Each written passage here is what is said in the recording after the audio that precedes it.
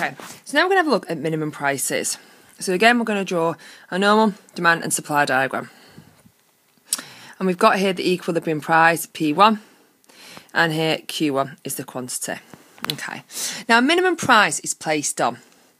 Now for minimum price to be effective, it needs to be above the equilibrium. You could have a minimum price below the equilibrium, but it would have no impact on the market. So here I'm going to draw a minimum price on here, and I put PN, price minimum. Okay, so what impact does this have on the market?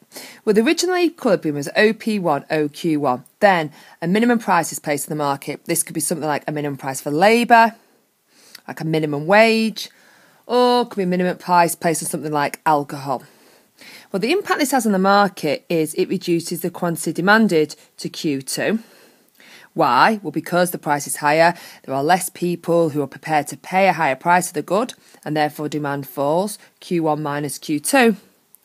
But the amount supplied to the market, well, that increases. Why? Because the price is now higher. So therefore businesses are willing to supply more to the market because the price is higher, and therefore they can make higher profits. If we were using this diagram to explain national minimum wage, remember that demand here is demand for labour.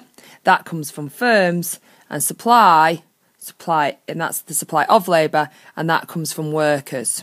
Okay, so if this diagram was in relation to national minimum wage, the demand for labour would fall because the price is high, but the quantity supplied of labour from workers increases. Why? Because wages are now higher.